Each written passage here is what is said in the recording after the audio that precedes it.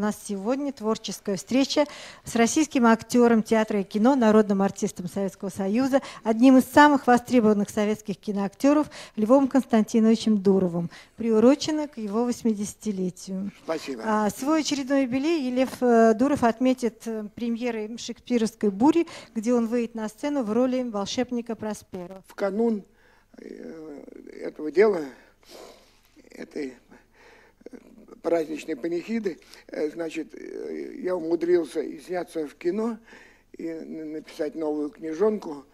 Вот. И вот сейчас ставлю, и я и сам же играю в этом спектакле. Но я не один, потому что это была не моя инициатива поставить «Бурю», это была режиссера Древолева.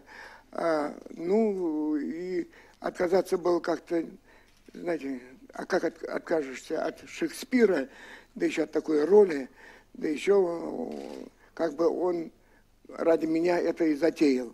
Но предложил нам ставить вдвоем. Ну, вот. Так что вот такая вот история. А книжонка у меня получилась забавная. У меня 25 переломов. Почему вы не смеетесь? Почему нет аплодисментов? Ну что вы. Ваш ни у кого нет 25 переломов. И последний был, я сломал себе голеностоп сравнительно недавно. И вспомнил, что он 25-й, юбилейный. Думаю, что товару пропадать. И я стал, значит, решил написать такую книжонку про каждый перелом. Ну, сами понимаете, не буквально про перелом, а я пишу. Вспомню, когда вот был первый. Первый это на Голубятне боролся с такой, был там у нас водитель машины АМА, Сеня Большой, а я был совсем такой щупленький, но очень сильный. И вот я решил с ним побороться, знал, как это делается. Думаю, сейчас я его брошу через себя. Нога попала в ложбинку, хруст. И вот это был первый. Но я пишу не про это. Я пишу про... Что такое двор? Сейчас такого понятия двор нет, не существует. Но редко-редко. И то детские площадочки маленькие, а в основном люди не выходят во двор. А раньше двор это была жизнь. Был выходной день один, поэтому все высыпали, взрослые играли в шахматы. В карты, кстати, очень редко играли. В домино. А молодежь, сейчас таких игр нет. Играли в городки, в пристеночек, в лапту, казаки-разбойники, в расшибалку, в жестку. Вы даже названия этих сейчас уже молодые даже не знают, что это такое. Когда ко мне пришел однажды в институте Склифосовского врач, очень красивый, высокий, и сказал: Дуров, продайте нам, пожалуйста, свой скелет. И я говорю, как, прямо сейчас? Он говорит, да нет, когда вы умрете, мы вам сейчас с вами договор подпишем, вот, вы получите аванс, а когда умрете, скелет будет наш. Понимаете, у вас 25 муфт. Это очень хорошее наглядное пособие. Ну вот, я говорю, сколько же стоит мой скелет? По тем временам, значит, он стоил 300 рублей. Вот. Я говорю, можно я подумаю? Он сказал, сколько? Вам, ну, хватит дня? Я говорю, нет, минут 10. Врач вернулся, я говорю, нет, я решил оставить скелет при себе. И у меня родилось прямо по Шекспиру название книжки «Нет повести печальней на свете, чем повесть о моем родном скелете». Вот так что вот я, видите, скелет оставил себе свой собственный. Вот такая вот книжонка, значит.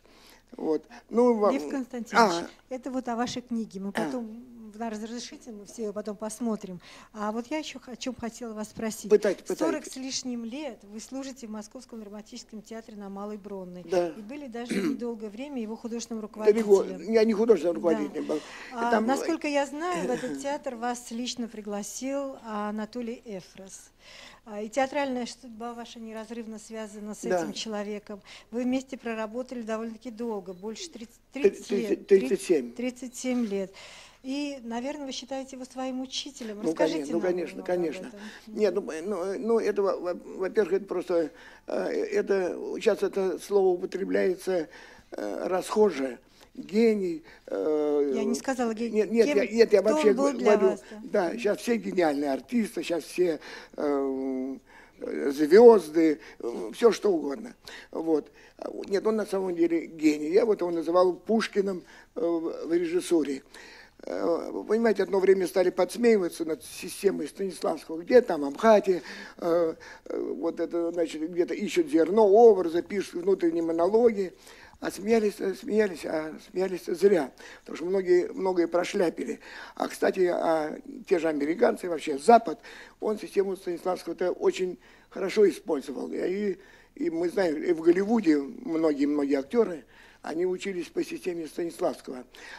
И я считаю, что вот я такую придумал формулировку, что он изобрел таблицу Менделеева для театра. А Эфрос, он расчленил это на атомы. Вот это психологический разбор, что происходит между нами. Не физически происходит, а внутренне. Когда мы с вами вот разговариваем, беседуем, ведь мы все равно друг на друга действуем. Между нами что-то происходит. Так вот, это Эфрос вот владел блистательно. Лев Константинович, вот вы все-таки относитесь к той категории артистов, которые в своей жизни получили все, и любовь, и признание, и все это было в течение всей вашей творческой жизни. У вас за плечами около 60 лет в кино, и даже сколько? Около 60 лет в кино уже. За плечами, да. И около 200 киноролей. Такое количество даже трудно себе вообразить, что человек может такое успеть сыграть. Как вам это удавалось? Я не знаю, приглашали, и удавалось. Но все-таки, наверное, есть какой-то секрет?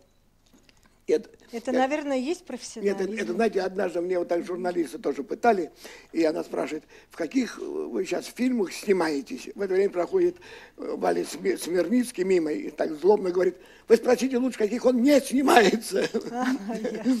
Да нет, так как получалось, не знаю.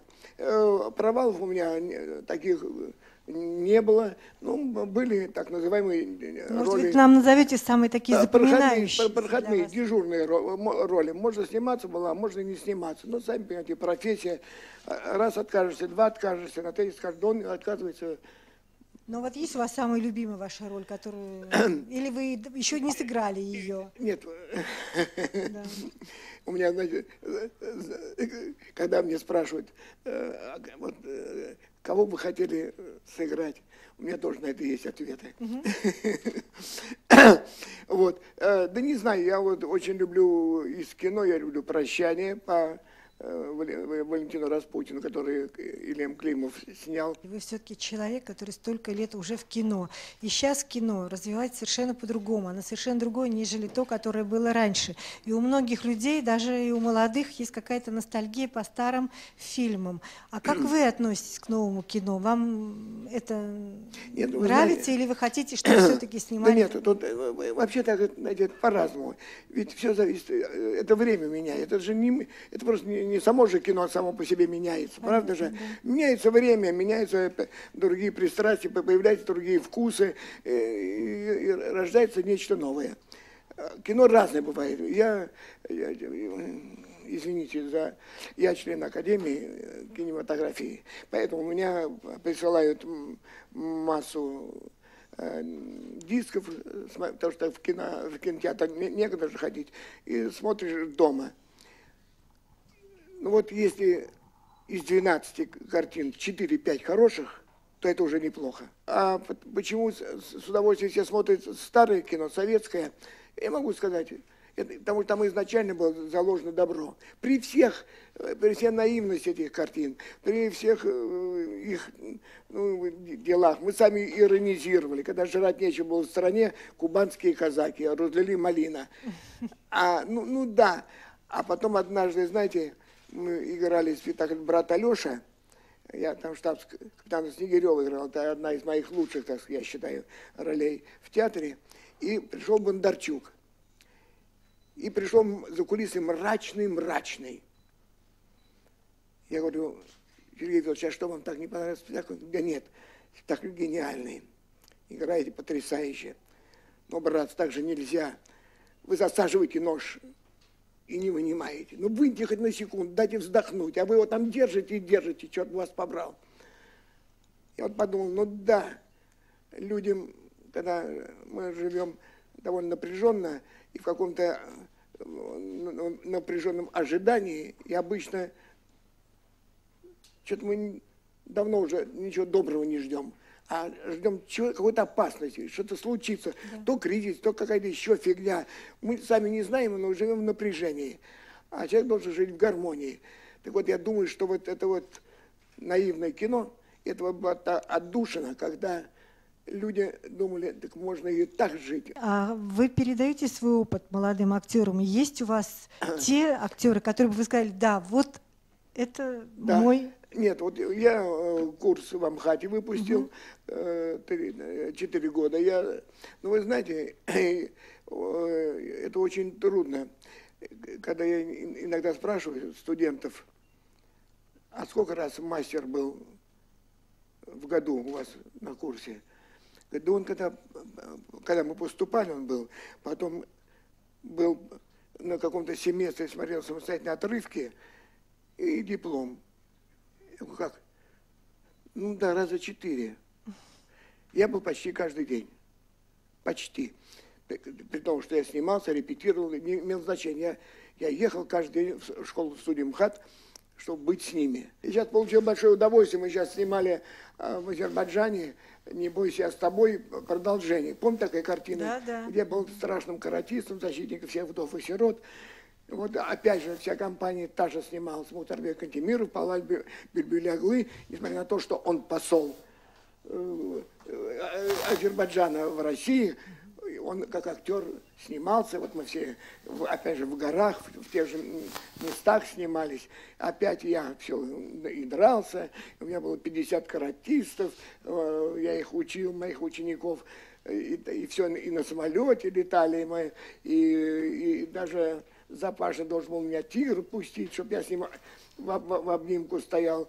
Вот. Но тигр огромный, его стали раздражать приборы осветительные. И Запашин сказал, нет, на дуру не пущу. Он уши прижимает, тигр, он уже неуправляемый. Что он, я не знаю, не ручаюсь. Ну и Юлия Гусман сказала, что категорически запрещаю. Но это все равно происходило очень весело, замечательно. И город Баку мне очень понравился. Я давно там уже не был. Совершенно другой город. Люди все улыбаются, так приятно было там. Вот. И думаю, что и картина, надеюсь, что будет очень симпатичной, потому что, ну, Юлий Гусман, вы знаете же его, это же постоянный такой юмор. Нет, в работе он очень суровый, он требовательный, он, вплоть до того, что он сам брови подстригает, сам усы подстригает, все это сам делает, ругается со всеми, кто плохо работает, но в то же время у него там юмор, у него было любимое. Я приезжаю на съемочную площадку, он говорит, мальчик, значит так, это он мне сейчас говорит, мальчик, значит так, ты взбегаешь на самую значит, вершину вот этой горы, а там гора, и там кричишь, эй, потом бежишь оттуда, прыгаешь на лошадь и скачешь до горизонта, понял? Я говорю, все, Юрий, сейчас сбегу, прыгну на лошадь и ускочу. Это вот каждый день начиналось с этого, на полном серьезе. А как вы пришли к той идее, чтобы снять новый фильм? Это не я, это Гусман. Он написал сам сценарий. Я думал, что он шутит. Когда он звонил и говорил, будем снимать, вы все живы, обязательно снимем. Я говорю, Юлик, 30 лет прошло, он говорит, как раз нормально. И потом дал сценарий. Я стал читать, стал хохотать, получил огромное удовольствие. Он звонит мне, ну как, а я сказать слова не могу, потому что хочу. Там замечательно есть такая реплика, там сидит мальчик, к нему бандит подходит и говорит, ну-ка освободи место. Он говорит, нет, дядя, не освобожу. Ну-ка убирайся. Он говорит, да нет, не отойду я, не освобожу место. А ты кто такой? Он говорит, ну как, кто, человек?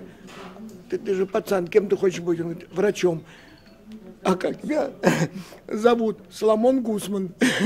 Это папа Гусмана. А он известный был в Баку врач, его очень всегда там любили очень, и до сих пор все помнят папу. И вот Юлик и папу вставил. И вот тут я стал хохотать от удовольствия, что Юлик всех не забывает.